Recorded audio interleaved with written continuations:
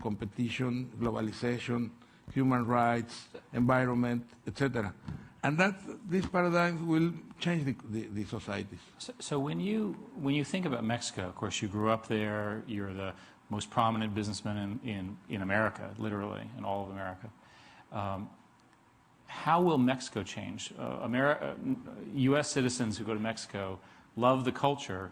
They see the wealth, they see the poverty, they see the difference in things. They see the drug issues, the police issues, and so forth. Give us a sense of how Mexico will evolve. And you're doing a lot to change it. I think in this new society it's very easy to produce goods, to produce services very efficiently, very low cost, and produce wealth. But if you don't make the right conduction, the changes create crisis. And that's what we are living. And that's what, if we don't make a right conduction of the changes, we will have a lot of crisis. In the industrial society, we have civil wars, we have 2 world wars, and many problems. A lot of experiments with society in the 20th century, experiments, social experiments, political experiments, economic experiments, because they don't know how to manage the changes. For me, it's clear that to fight poverty is not with charity, is not with social programs. You need to give nutrition from the mother pregnant, nutrition for the child and for the student, health and employment. But health and education, excuse me. You need to bring high quality education, all grades of education. That's why I was talking before of digital culture. You need to have a modern and high quality education and jobs. As you have a higher education, you have more diversity of jobs. You can find jobs more easier than if you only know how to do one thing. I think the way for Mexico and all our countries is to take out people from poverty. The best investment is to take people out of, I am not talking only about social issues or ethical issues or moral issues. It's an economic need to take out people of poverty, to create middle classes, to take them to modernity, to take them to the market, and as much as you can include in the market and in the society 40 million people in our country that are marginal of that, or like China is doing with 800 million still in marginal, putting 30 or 40 million every year in the modernity. That's what you need to change. That's why we need to change. And we need to have an economic environment, economic climate for investment. And because with this investment, you will have economic activity and employment. We need to develop employment. And what are we doing? Well, we are trying to work in a combination with the foundation and investing in profit and non-profit companies. In profit companies, we are doing our job, regular job. That means some employment and some effects. But others increase productivity. Let's say mobile telephony make higher the productivity of our people, no?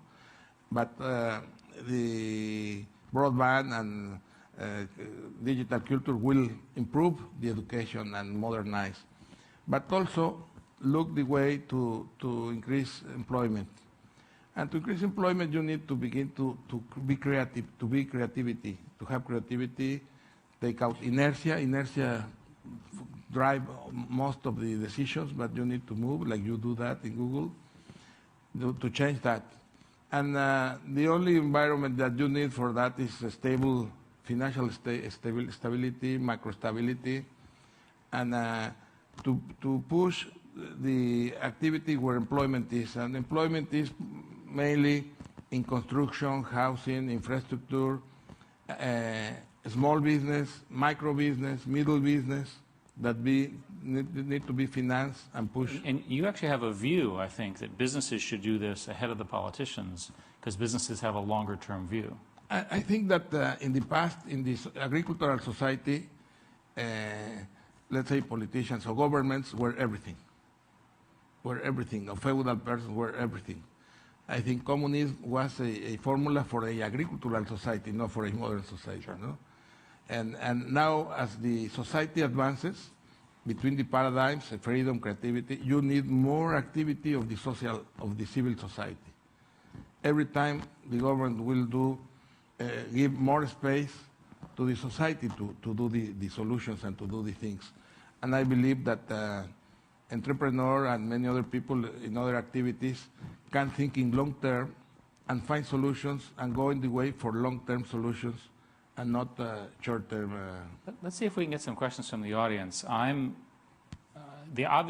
problem I have with your vision, which I agree with, is we've just spent the last 5 days going through an extraordinary financial restructuring, and there's an article today in the paper that's saying that banks are so scared of each other that they've stopped lending to each other and that there's a worldwide credit crisis about to happen.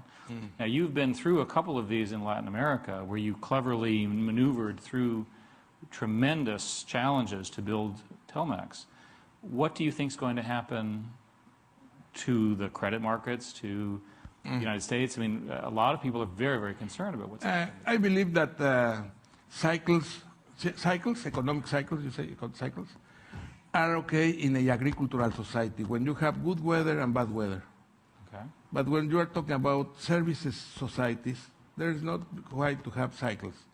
And what makes cycles occur is that people personally have problems, and like a society also, of euphoria and pessimistic, no? Optimistic and pessimistic. You have times, in one day you have this kind of changes. But the society, like a whole, have also this kind. And I think we will have a few years of euphoria and madness, thinking that everything will grow in prices because they go. Prognosis is very usual. Inertia is very in our minds always.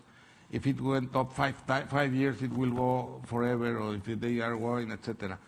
And I think in this madness, people in charge of the financial system were looking for size, for fees, for businesses, for volume, bigger and bigger and bigger. Bigger was, they think, was the better, and not to make the best job, no, the efficiency. So do you think the current credit crisis will actually affect the markets that you and I have been talking about? Yes, they will affect everything, and they will be worse than now, I think. I will like to be equivocado, that I am wrong, but I think things will get a little worse, and because we were talking about the subprime in mortgage, but they are subprime everywhere. Subprime for acquisitions, subprime for derivatives, subprime for commodities, and we are just talking about mortgages until a few. Today now they are getting with the real thing, no? But what is important is not if it will be worse or better. It will have some time. The important thing is to get back from this situation in a better shape, strongly, and to try to avoid all these problems. And I think there are many solutions, easy but very costly, no? I used to say for 20 years to now that in the developed countries, the crises are paid by the savers. In our countries, it's paid by the consumers. That's good, always that the savers pay the crisis that the consumers, because when that's the consumer, it's a big social problem. I think it should be taken out, the speculation, but there's a bubble of speculative in oil and food, because you can buy contracts and commodities with 5% only. You need to increase the margin for that to avoid the speculation, mainly in oil